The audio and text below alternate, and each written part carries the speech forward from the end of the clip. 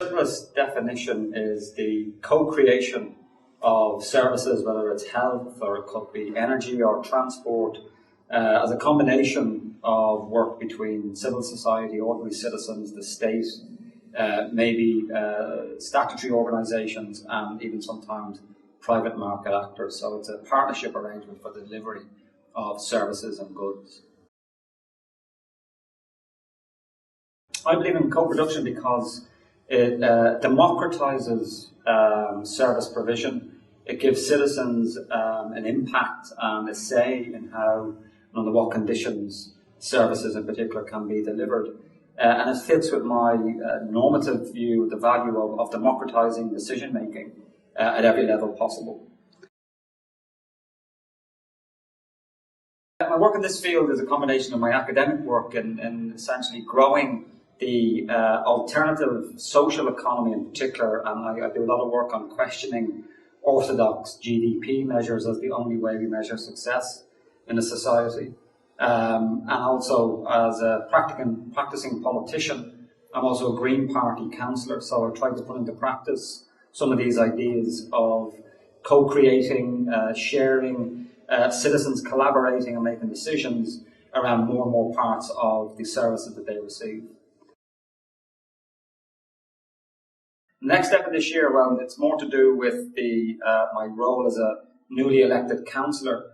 I'm very excited about the possibilities of community planning in Northern Ireland, which for the first time gives the community and local citizens a great opportunity to have their say in the creation of a local plan and a vision, and therefore an opportunity through community planning to put some co-production ideas into practice. To go and find out what co-production can deliver, well, certainly you could read books by people like Edgar Kahn, who's one of the great originators of the co-production idea. There are certainly many examples, certainly in England, around the co-production idea being put into practice around health service provision. And lastly, I would say, as a quick and easy example of the ideas and practices of co-production, and the New Economics Foundation, based in London, have been doing a lot of work over many years and showing how this is a better way to deliver services. It's cheaper, it actually delivers a higher quality service, but most importantly, it gives citizens a democratic right into having some say over the services and goods that they receive.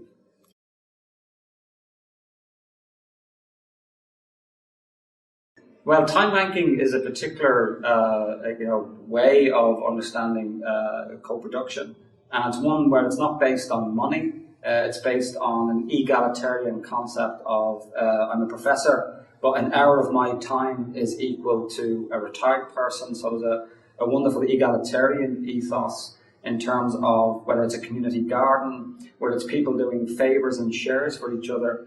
So it's a great sense of solidarity that you can get through time banking in terms of people giving up their time, but not on the basis of charity, but it's a sense of reciprocity. It's not a sense of feeling sorry. It's about, market, you could say, transactions without the use of money.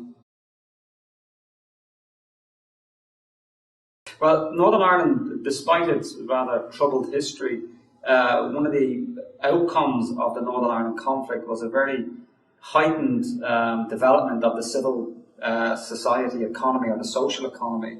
In other words, that part of the economy outside the state and the market. So Northern Ireland has a very vibrant community and voluntary sector. Yes, it's under pressure with funding cuts and so on, but actually co-production is a way of delivering quality services without necessarily needing more money.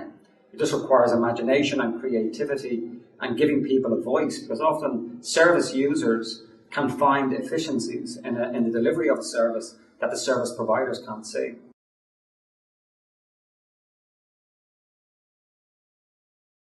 For me, the co-production idea is part of a heterodox tradition that has been long left out of our thinking about the economy. Most of our economic thinking is dominated by either public sector or private sector issues.